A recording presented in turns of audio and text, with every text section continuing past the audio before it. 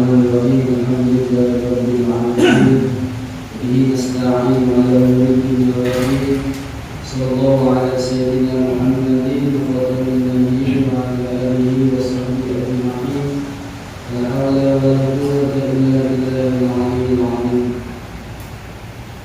Alhamdulillah, bersyukur sama-sama kita panjatkan kehadirat Allah Subhanahu wa taala.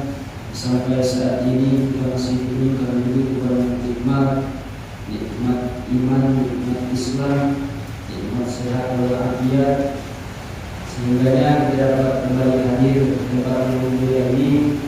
Mudah-mudahan menjadi wasilah nanti kita berkumpul kembali di surga Allah Subhanahu wa taala. Amin.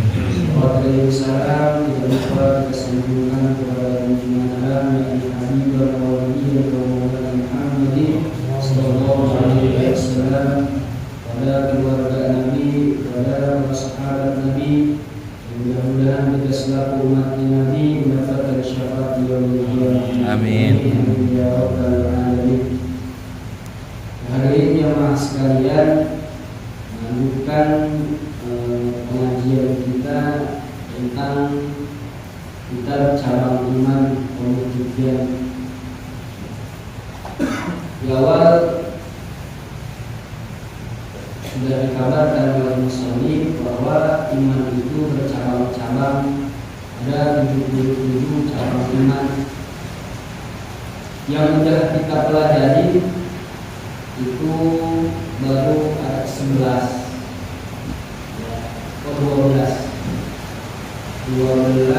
13. Syubhatu salisata asyara tawakkul. Kemarin yang terakhir, bagaimana seorang mukmin itu harus bertawakal kepada Allah Subhanahu wa taala.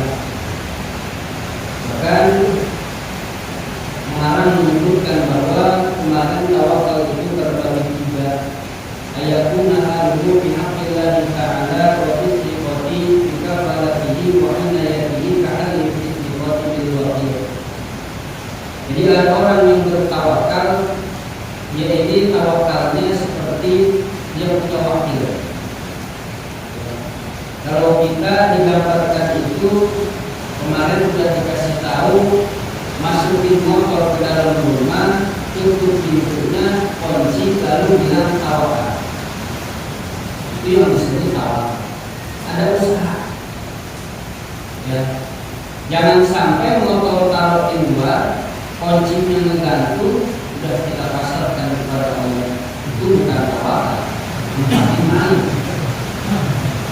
Karena kadang-kadang orang apa disebutnya ngomong tawakal, tapi kelakuannya tidak mencerminkan tawakal.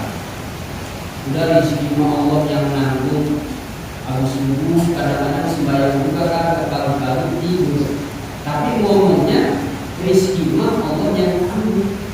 Kan ini tidak mencerminkan orang yang bertawakal. Usaha semaksimal mungkin, ya, berdoa semaksimal mungkin, baru ngomong bertawakal. Ada lagi tawakal kemarin itu ayatuna halu ma'allahi ta'ala kahari tifli bihaqqin ummihi. Ini mah udah ada mantap tingkatan yang kedua. Seperti seorang anak itu dia hanya kenal kepada ibunya. Kalau ada perkara yang menyakitkan, yang pertama dia ucapkan dari lisannya itu kata-kata yang keluar, ya amamu, wahai ibuku. Ya, ini mah udah tingkatan pada naik. Bahkan yang ketiga itu kemarin ayatuna bayyana yadaillahi fi harakatihi wa sakanatihi mislul mayyiti bayyana yadayil basir. Ini mah udah tingkatannya para ulama, udah tingkatannya para nabi. Sebagaimana dikisahkan Nabi Ibrahim alaihissalam dibakar 40 hari 40 malam sampai malaikat Jibril menawarkan pertolongan, Nabi Ibrahim tidak mau. Ini mah tawakal udah tingkatan tinggi. Awas, kadang-kadang saya bilang tadi, mulut bilang bertawakal, tapi kelakuan kita belum mencerminkan orang yang bertawakal. Usaha pun kita usaha masih tawakal. Kan ada kalau kita lihat orang-orang yang kita lihat kayaknya nggak ngapa-ngapain tapi uangnya banyak, suka begitu ya. Ada yang kerja dari pagi sampai sore begitu aja, itu pun masih bentuk tawakal. Makanya kalau kita ngomong masalah tawakal ini ternyata ada tingkatan-tingkatannya. Makanya kata Allah, "Fatawakkalu in kuntum mu'minin." Selanjutnya wahbub nabiyyaka summa adil qadrahu wa qul bihi kama yurika maksan. Di sini zakarun nabimu fi hadzal baiti salatu syubbin. Ada 3 tambahan cabang iman. Mana yang pertama wa syubbatur rabi'ata asyara. Adapun cabang iman nomor ke-14 hubun Nabi sallallahu alaihi wasallam. Hubun Nabi Muhammad sallallahu alaihi wasallam. Maka kata Rasul, la yu'minu ahadukum hatta akuna ahabba ilaihi min nafsihi wa malihi wa walidihi wa nasi ajma'in.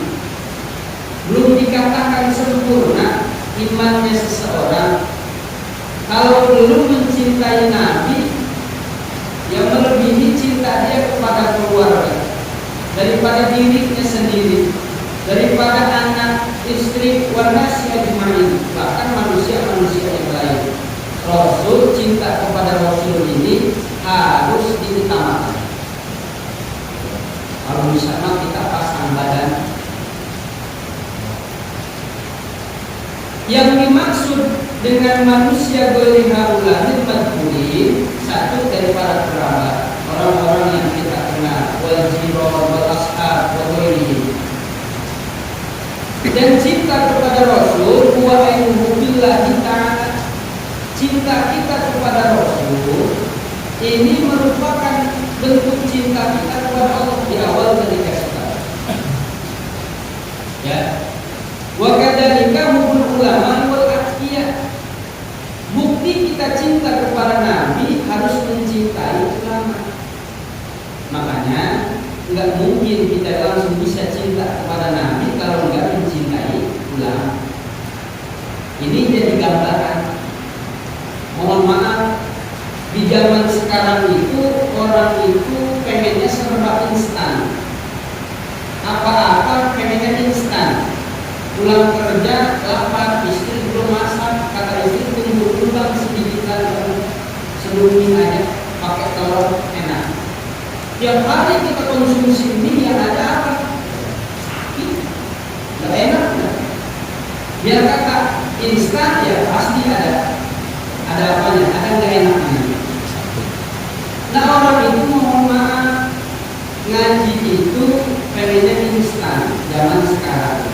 Nggak mau ribet-ribet, nggak mesti datang ke majelis, tinggal buka YouTube, cari permasalahan, ada yang jawab.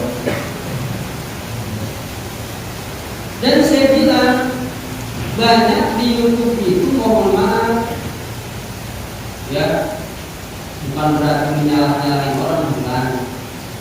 Ada yang anu, ada yang anu. Kalau kita nggak bisa pilih-pilihnya, ujung-ujungnya kita ngikut-ngikut, ya. Ini hati-hati. Makanya saya bilang hadir majelis ilmu, ya, cari guru-guru yang bersanad. Sanad ini penting banget. Sanad ini buat apa sih? Pertanggungjawaban. Sewaktu ngaji ini dulu di pesantren ada gurunya.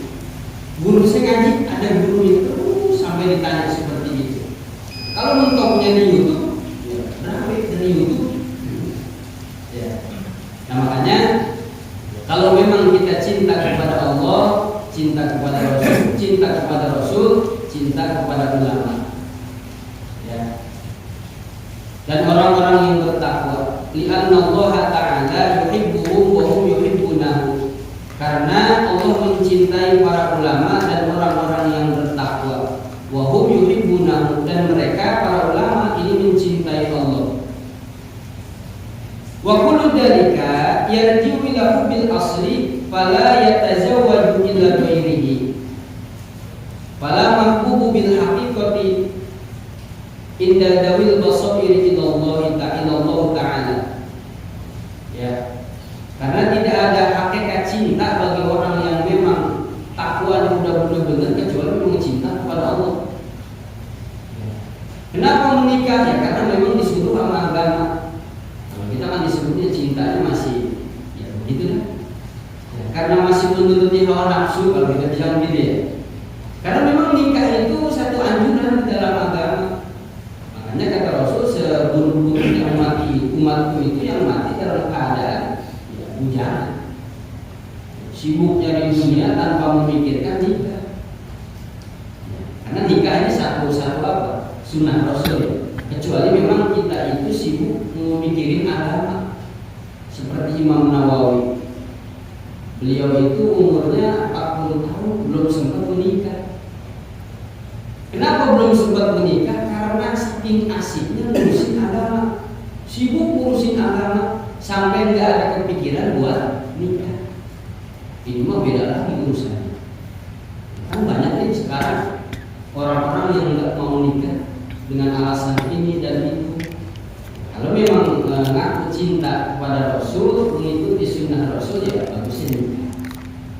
Cuman ya memang jujur di zaman sekarang itu yang mahal sebenarnya bukan nikahnya tapi adatnya ya. Itu yang jadi permasalahan. Kadang-kadang orang lamar ya. Sebenarnya nikah itu murah. Ya, cuman yang bikin mahal itu resepsinya, kita nyewa tengganya, buat SK-nya mungkin kadang-kadang yang mahal itunya. Padahal kita nikah dengan mas kawin baca surat Al-Fatihah juga sah. Ya. Mas kawin pakai sendal jepit ada sah. Ya, cuma siapa yang mau pakai sendal jepit? Ya, itu ya. Ini mah diantara lagi menjalankan sunnah. Ya. Kalau memang apa disebutnya cinta kepada Allah, cinta kepada Rasul. Terus mana lagi wala mustahaqul mahabbah siwa, dan tidak ada yang berhak dicintai kecuali Allah. Itu maksudnya cinta kepada Nabi itu harus lebih diutamakan ketimbang cinta kepada yang lain. Wa syubhatul khamisata asyara, nomor ke-15 yaitu takjim kepada tingginya derajat Nabi Muhammad Sallallahu Alaihi Wasallam. Mana dalam surat Al-Nasr, wa rafa'na laka dzikra. Ini janji Allah. Setiap disebutkan nama Allah pasti disebutkan nama baginda Rasulullah Sallallahu Alaihi Wasallam. Asyhadu an la ilaha illallah. Keduanya, wa asyhadu anna Muhammadar Rasul. Makanya batal keimanan seseorang kalau cuma meyakini syahadat yang pertama tanpa meyakini syahadat yang kedua. Ya, asyhadu an la ilaha illallah dia yakin, tapi wa asyhadu anna Muhammadar Rasulullah yang enggak yakin, ini batal. Bagaimana biaya rifa'u qadrihi? Satu, bagaimana kita mengagungkan derajatnya Nabi dengan cara mengetahui tingginya derajatnya Nabi. Ini kalau di dalam kitab Dardir Isra Mi'raj, ini Rasul itu kan sempat sholat ya di Masjidil ya, ngimamin siapa? Para anbiya, ngimamin para malaikat, ngimamin para Rasul. Ini gak ada yang berani maju kecuali Rasul. Bahkan nanti yang lebih hebat ada di yaumil qiyamah itu syafaatul uzma. Kalau di pesantren saya itu suka dinadomin lumpat sakabeh jalma di udah neraka tak bisa mengabela angin amal di dunia. Nanti di padang mahsyar orang pada lari, nggak ada yang bisa membela kecuali amal di dunia. Lumpat sakabeh jalma Moronaka Nabi Adam minta tulung jeung syafaat Nabi Adam teh ngadongkok. Lari ke Nabi Adam enggak sanggup. Dioper lagi sampai dioper ya dialihkan kepada baginda Rasulullah Shallallahu Alaihi Wasallam. Hanya Rasul yang bisa memberikan syafaatul jubur. Ini dengan kehendak Allah. Memang Allah yang meninggikan derajat Rasulullah Shallallahu Alaihi Wasallam. Yang kedua, bagaimana kita mengagungkan derajatnya Rasul dengan cara menjaga adab. Indah dikrihi wasima ismihi. Dengan cara ada adab itu ketika kita menyebut nama baginda Rasulullah Shallallahu Alaihi Wasallam. Ya, kayak Sayyidina bukan kita ya. Ini diantara takjim. Saya bilang jangan kita ribut, jangan kita berdebat gara-gara pakai Sayyidina atau enggak. Ada boleh silahkan yang enggak apa-apa. Nah di antara takdim, cara kita takdim nyebut kan enggak panas. Kalau kita nih kita manggil kiai buat naik ke panggung, panggil namanya, kalau pakai gelar atau segala macam rasanya kurang pantas. Yang ada nih MC songong bener, gitu ya. Nah kita pakai lafaz Sayyidina ini ternyata di antara bentuk takjim kita. Nyebut nama Nabi Muhammad aja kita nggak berani kalau nggak pakai lafaz Sayyidina. Ya itu nggak apa-apa ya, pakai lafaz Sayyidina. Yang pertama. Yang kedua, wa inda sima ismihi, ketika kita mendengar nama Nabi Muhammad Shallallahu Alaihi Wasallam, kita kira-kira mendengar nama Nabi Muhammad ucapin Shallallahu Alaihi. Ya, kadang-kadang kan ada yang diem baik. Allahumma sholli wa sallim. Misalnya begitu harus begitu. Makanya dia rugi ya, kalau ada orang mendengar nama Nabi tapi dia enggak ucapin sholawat. Ya, pelit disebutnya orang yang pelit. Nah, makanya saya bilang kalau orang lupa bersholawat, di antaranya ini berarti dia melupakan jalan buat ke surga. Kan serem. Terus ketika mana? Ketika mendengar hadis. Ya, makanya mohon maaf. Kalau saya pribadi, kalau ada yang apa, yang nyampein hadis atau Quran sambil ketawa-ketawa, ini kurang tepat. Ya, guru kami itu nggak ngecam gitu. Jangan kata Quran itu dibuat bahan guyonan, dibikinin ada lagunya yang nggak sesuai aja sebenarnya kurang bagus. Ya apalagi sampai ceramah umpama ada ayat Quran atau hadis yang dipleset-plesetin, Mas. Ini bahaya. Kata gunjang. Kalau najuman yang lain, syair-syairan yang lain no problem. Tapi kalau udah Quran sama hadis, ya dia lagu-lagu ini terus diplesetin, ini yang nggak boleh, bahaya. Karena itu bentuk kita takjim kepada Rasulullah Shallallahu Alaihi Wasallam. Dan yang terpenting mana? Yang selanjutnya memperbanyak membaca sholawat. Kalau memang kita mengagungkan kepada Rasulullah, maka perbanyak membaca sholawat. Nah belum dikatakan seseorang itu ahli membaca sholawat sebelum dia bersholawat kepada Nabi minimal 300 kali sehari. Dicicil. Ya, Allahumma sholli ala Muhammad, Allahumma sholli ala Sayyidina Muhammad wa ala Sayyidina Muhammad. Boleh? Allahumma sholli ala Muhammad wa ala Muhammad. Ba'da sholat 10. Entar bari diem. Kita kan jujur ya, bari diem kadang-kadang kesepan main HP. Dan bersolawat ini nggak mesti kita di masjid aja. Ya. Kita di kantor mangga, beristirahat mau tidur sholawat. Dulu waktu saya ngaji sama Hamid, ada seorang murid di Yaman itu ditarik nungguin Habib Umar. Nah ini murid ini pengen banget, ngakunya mah pengen banget mimpi ketemu Rasulullah Shallallahu Alaihi Wasallam. Udah kata dia ngotot banget. Ya. Akhirnya dikasih amalan sama Habib Umar, baca surat An. Diamalin, belum mimpi juga. Ya. Sampai dia itu disuruh makan sama Habib Umar. Ya. Disuruh makan, tapi Habib Umar kasih makanan yang pedas, nggak dikasih air. Ya, dia makan, habis makan pengen minum, jangan minum, langsung tidur. Tidur dalam keadaan pedas. Udah nggak kuat. Ya. Terus suruh dibaca amalan yang tadi dikasih sama Habib Umar.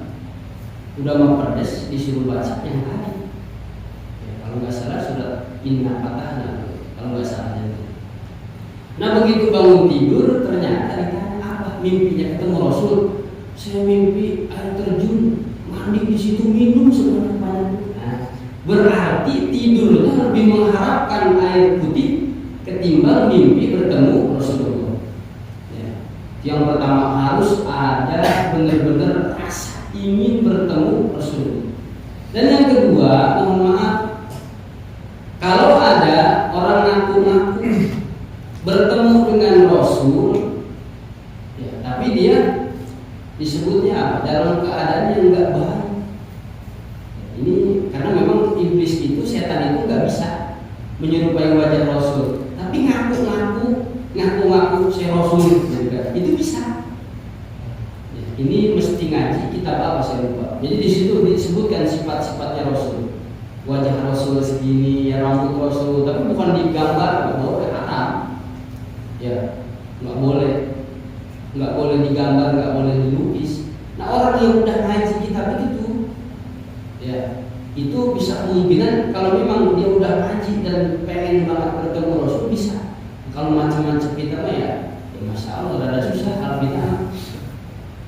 Ya karena tahu sendiri kita masih jauh banget sama apa-apa yang diperintahkan Rasul masih kita tinggalkan. Yang dilarang masih kita kerjakan, seperti itu ya. Tapi jangan putus asa. Di antara takjim kita kepada Rasulullah, memperbanyak membaca sholawat. Dan yang terpenting ini bi'itba'i sunanihi, lebih mementingkan mengikuti sunnah Rasul. Ya, jenggot sunnah. Tapi kadang-kadang takut disangka bapak-bapak lucu berbeda. Ada yang begitu. Terus apalagi banyak, ya sunnah banyak. Itu diantara bentuk kecintaan kita kepada Rasulullah. Satu, ketika kita menyebut nama baginda Rasulullah, terus ketika kita mendengar, terus membacakan hadis, memperbanyak membaca sholawat, dan yang terpenting menjalankan sunnah-sunnah Rasulullah Sallallahu Alaihi Wasallam. Di nomor 15. Wasyubhatu sadisata asyara al-bukhlu bidinil Islam. Awalnya saya kaget pas baca pelit di dalam agama Islam. Maksudnya gimana? Tapi setelah baca kayyakunal qatlu wal idkhulu bin nari ahabba ilaihi min ad-dukhuli bil. Artinya pelit kepada agama Islam itu lebih baik memilih mati. Ini gambarannya. Lebih baik memilih terdulu daripada atau masuk ke dalam api daripada harus keluar dari Islam. Itu yang dimaksud pelit bidinil Islam, al-bukhlu bidinil Islam. Artinya memegang teguh Islam sekalipun kita harus mati dan dilemparkan ke dalam api. Ya. Wa yariku anadinahu azu alaihi min jami' auladihi wa amwalihi. Dan kita harus mengetahui bahwa agama Islam itu lebih agung, ya, lebih mulia min jami' auladihi, daripada keluarga kita dan harta-harta kita. Itu yang nomor pertama. Bahkan diceritakan di zaman Khalifah Umar bin Abdul Aziz. Ini Umar bin Abdul Aziz mengutus arsala jama'atan ila Rum. mengutus pasukan ke negara Roma atau Romawi di ajli ghazwi, untuk tujuan perang. Cuman panhazamu kalah, umat Islam mengalami kekalahan dan ditahan isruna syahsun minhum, 20 umat muslim yang masih hidup ini jadi tawanan. Wa mara Qaisarum wahidan minhum ayadkhula fi dinihi wa ya'budas sanama, dan memerintahkan Kaisar Romawi kepada salah seorang tawanan ini buat masuk agama dia dan menyembah terhadap berhala. Dipanggil satu tawanan dari umat muslim. Wa qala inda khalta fi dini wa sajadta lis-sanami aj'aluka amiran. Kalau seandainya engkau mau masuk agamaku, kalau seandainya engkau mau sujud kepada berhala, maka aj'aluka amiran fi baldatin 'azimatin, maka engkau akan aku jadikan sebagai pemimpin di satu negara yang besar. Diiming-imingin jadi pemimpin kalau mau masuk agama Kaisar Romawi dan mau menyembah terhadap berhala. Dan mana lagi, wa'atikal ilma wal khul'a wal ku'usa wal muk, dia bakal diberikan apa disebutnya, kehebatan, kekuasaan, diberikan trompet. Artinya trompet ini bisa memerintah, bukan dikasih trompet buat ditiup doang. Kan kalau zaman dulu itu, ya sebelum perang itu suka niup trompet, ya pasukan langsung pada maju. Diberikan kekuasaan. Wa ilam tadkhul fi dini aktul wadrib unuqaka bisayf. Kalau engkau tidak mau masuk ke agamaku, maka akan aku bunuh dan akan aku penggal kepala. Ini awalnya diiming-imingin apa tadi? Jadi presiden lah kita bilang. Jadi pemimpin satu negara bakal diberikan satu kekuasaan, diberikan penghargaan yang begitu besar. Maka di orang muslim yang pertama, faqala la abiu dina bidunya. Aku tidak akan menjual agama kepada dunia. Aku tidak akan menukarkan agama kepada dunia. Pa'amar biqatlihi, ni Kaisar bunuh. Begitu dibunuh, dipenggal, waduriba unuqahu bisayf, pada rosahu bimidan, alun-alun, disaksikan sama orang banyak. Wa kana yaqra'u hadhil ayat. Begitu dipenggal, kepalanya putar. Ya ayyatuhan nafsul mutmainnah, irji'i ila rabbiki radiyatan mardiyah, fadkhuli fi ibadi wadkhuli jannati. Itu kepala yang putar. Ya. Ini surat Al-Fajr.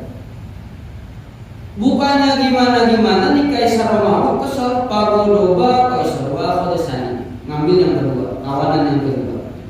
Waqala ruhul bidini aj'aluka amiran bi misri kali. Ayo masuk agamaku, kau bakal kujadikan di kota anu. Wa ila kau unuka kama kotakku unukosohibika. Kalau enggak mau mah akan kupenggal kepalamu seperti aku memenggal kepala sahabat. Faqala la biudina di dunia. Sama jawabannya. Aku tidak akan menjual agamaku, tidak akan menukarkan agamaku kepada dunia. Ya, fa in kana laka wilayatu qirasi, kalau seandainya memang kau mampu memutuskan kepala seseorang, paling salah kau wilayatu iman, maka engkau tidak punya kekuasaan untuk memutuskan iman. Ngomong lebih serem. Kalau engkau punya kekuasaan untuk memenggal kepala orang lain, maka engkau tidak punya kekuasaan untuk memisahkan atau memutuskan iman seseorang. Udah nggak pakai ngomong lagi. Ya. Fa'amaru biqati rasihi faqata'a wa daraka madara rasi sahibi salah sama rotin. Muter 3 kali di kepala. Apa yang dibaca? Fahuwa fi 'ishatin radiyah fi jannatin 'aliyah qutufuha daniyah. Surat Al-Haqqah. Pokoknya darosil awal itu kepala yang nomor 2 dia menjadi dekat kepala yang pertama, yang kedua dekat berseberang, maksudnya branding. Maka diambil orang yang ketiga, maka ini lebih parah, godoban syadidan wa amara ya'khudha salisa. Ini Kaisar dulu ambil orang yang ketiga. Wa qala ma taqulu anta, apa yang mau kau katakan? Hal tadkhulu fi dini wa jalka amirun, apakah engkau mau masuk ke agamaku dan akan kujadikan sebagai pemimpin? Padroktuhu syaqwa. Ya, kalau memang engkau mau masuk ke agamaku, bukan kujadikan kepala pemerintah. Nah, ini orang yang ketiga, tawanan muslim yang ketiga. Wa qala dakhaltu fi dinika, aku masuk ke agamamu. Melihat kepala dipenggal, dia bergetar. Kita jangan kita kalau di depan kita orang ini lebih gimana rasanya? Ya, udah mah takut ngelihat orang dipenggal di depan mata kita, suruh masuk ke agama dia, diiming-iming kayak tadi. Ini masuk dia. Wahtartu dunya alal akhirah. Wah, ini memparah. Gimana? Aku memilih dunia alal akhirah daripada akhirat. Wah, udah ini ya. Goyah.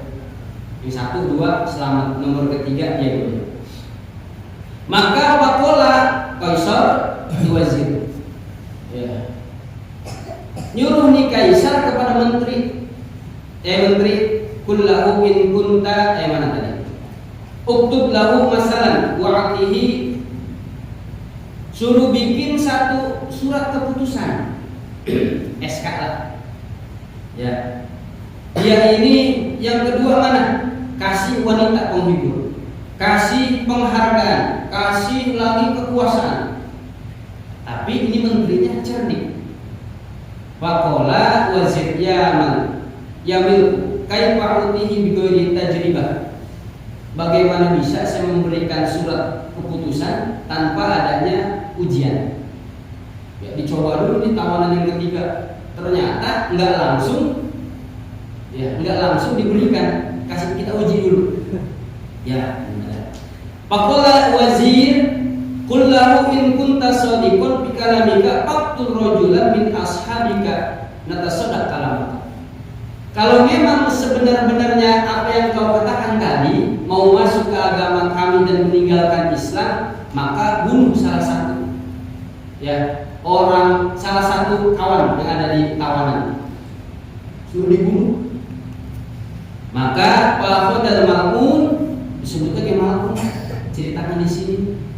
Maka ngambil nih tawanan yang terkutuk tadi itu, yang nomor ketiga, wahidan, satu orang min ashabihi, dari sahabatnya, dibunuh di depan Kaisar. Ya. Nah, setelah dibunuh, apa kata Kaisar? Udah bikinin surat, ayat itu walau masal, bisa bikinin surat keputusan. Pokoknya wazir lil malik. Ini menteri rada-rada sengkeh gitu ya. Ngeyel. Ya. Hada laysa minal aqli an tusaddiqu kalamahu. Ini enggak masuk akal Kaisar. Kenapa? Fa innahu ma ra'iya haqqo akhihi alladhi ulida ma'hu wa nasha'a. Ini omongan dia sebenarnya enggak masuk akal. Kok demikian? Fa innahu ma ra'iya haqqo akhihi, hak saudaranya aja dia enggak pelihara, yang padahal saudaranya ini dilahirkan dan dibesarkan bersama, tapi dia bunuh.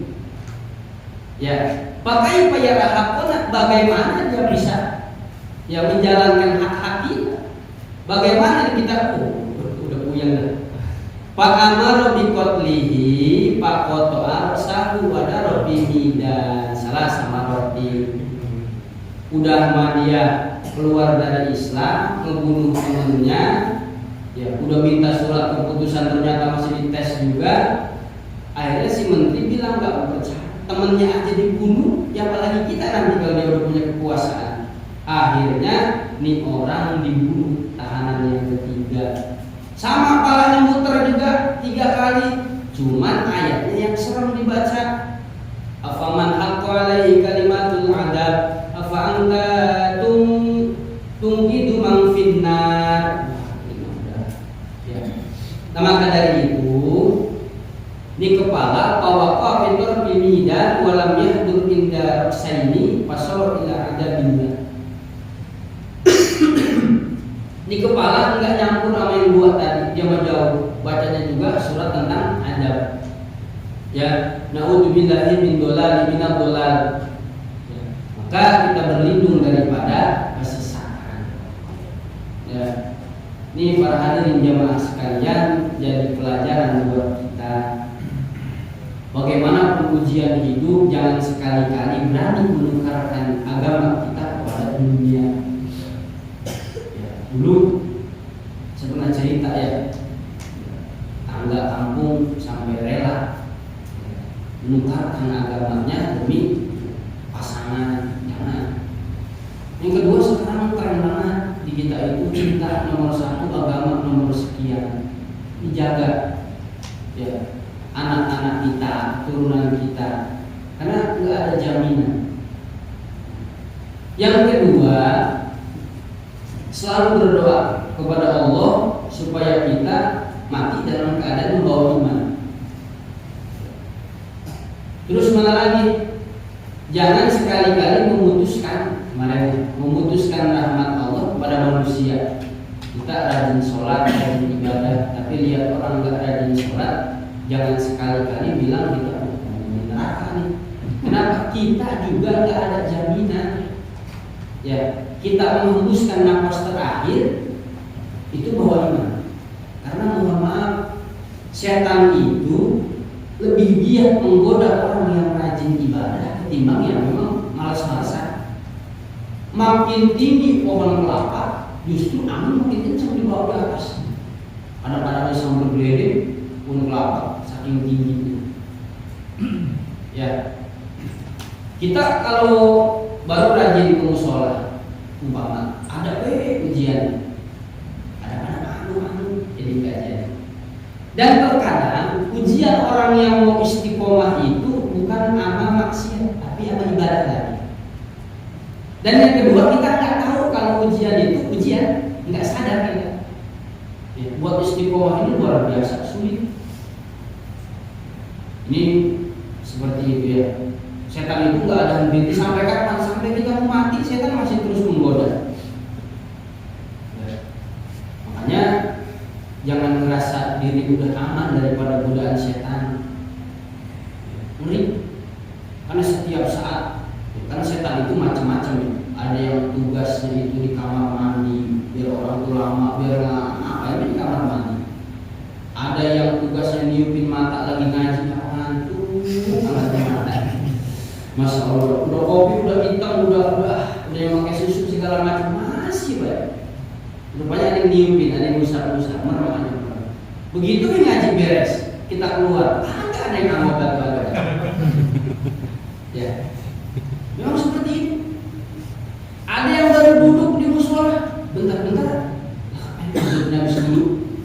Ada tugasnya setan, maaf, niupin lubang duduk manusia, biar kita itu pengen tidur baik. Ada lagi yang tugasnya itu bisikan apa dalam hati, waswas disebutnya. Allahu Akbar. Kunci motor kan terlalu ya. Apa itu? Nah ini banyak. Ya, maka dari itu ya, perkuat iman, perbanyak ibadah, jauhin yang namanya maksiat. Ya, mungkin saya bilang terlalu muda buat nasihatin bapak-bapak ini malah bareng-bareng. Ya, kita ngejalanin syariat, ngejalanin sunnah bareng-bareng. Kalau disebut sebagai guru, mohon maaf saya nggak berani. Ya, ngeri tanggung jawabnya di hadapan Allah. Kalau saya jujur, saya bilang berkali-kali kepada hadirin jamaah sekalian, saya malah lebih senang nyari duit itu apa? Kerjaan kalau saya pribadi, ya. Daripada mohon maaf, ya, kita ngaji bisa dibayar. Kalau saya mah ada beratnya begitu, nggak berani dari dulu. Ya. Itu kalau prinsip saya pribadi. Yang kedua, umur saya masih terlalu muda, baru 32 tahun. Jenggot mah variasi. Saya lahir tahun 90. Wih, sangkatan dong. Angkatan. Sangkatan 90-an. Sama Pak Sarip. Beda setahun. Ya. Jadi kalau apa? Kalau memang merasa nggak cocok, ya, jangan lihat orangnya. Ya, kita ngaji, yang saya baca, kalau memang ada manfaat ambil. Unjur maqala wala tanjur manqala. Lihat apa yang disampaikan, jangan lihat siapa yang menyampaikan. Kita memang begitu. Bahkan khudil hikmata walau min fahil bahima. Ambil satu hikmah, satu manfaat sekalipun itu keluarnya dari mulut binatang buas. Ini mah isyarat ya, mungkin binatang buas bisa ngomong. Sekalipun orangnya wah nggak karuan, tapi kalau dia kasih nasihat yang baik, ambil, gitu maksudnya. Ya, kita makan kadang-kadang belus pakai nasihat itu. Buat coba kemarin, kan kalau Syekh Abdul Qadir Al-Jilani beda. Kalau melihat orang yang lebih muda, beliau itu meyakini bahwa dosanya lebih banyak saya ketimbang karena dia masih muda, belum banyak dosa. Kalau lihat orang yang lebih tua, oh ibadahnya lebih banyak karena umurnya lebih tua. Kalau itu kan kalau lihat yang masih muda, ya, bocah kemarin berani. Ambil lebih tua, banyak lagi dia dosanya berhubungan. Begitu bisa. Kalau kita mau prinsipnya terbalik, maka dari itu ya, perlahan. Karena apa yang kita kerjakan nanti ada pertanggungjawaban. Makin besar dosa yang kita kerjakan, maka semakin besar dampak yang bakal ditimbulkan. Ya, bisa jadi kita maksiat rumah tangga kita agak retak. Bisa jadi kita melakukan maksiat anak kita jadi bangor, nakal, nggak karuan. Bisa jadi itu sebab kita melakukan dosa. Ya, jangan nyalahin bocor rumah. Sampai di Jawa ini segala macam. Harusnya introspeksi diri dulu kita. Kenapa istri susah banget dibilanginnya? Introspeksi kita udah benar belum? Gitu. Makanya kenapa? Ya, karena memang kita sebagai kepala keluarga. Apa-apa nanti yang menimpa kepada keluarga kita sebelum mereka disiksa, kita duluan yang bakalan ditanya. Ya, alhamdulillah. Kalau ada seorang istri, mohon maaf, seorang istri sampai terjeblos ke neraka, itu suami ditahan dulu, ditanya kenapa istri anu. Kalau istri jawab, saya nggak pakai apa, nggak nutup aurat, dibiarin, nah, suami. Anak sama, tanggung jawab suami dunia akhirat. Tapi kalau ada seorang suami masuk neraka, istrinya sudah lolos baik. Kagak ditanya, lolos lagi. Makanya ini tanggung jawab seorang suami begitu besar. Ya, harus bisa nafkahin keluarga pakai cara yang halal. Ya, kasih bukan cuma santapan jasmani tapi rohaninya. Kalau nggak bisa kita ngajarin ngaji, ajak anak kita, istri kita ke majelis. Itu ada pertanggung jawabannya. Pelan-pelan. Kalau memang nggak mau mondokin anak, ya anterin, jangan ngaji dulu sama bos anu. Itu ada bocah ngaji, anak siapa toh? Anak anu ya. Yang bagus kan kalau zaman dulu orang tua nitipin anak ke guru ngaji.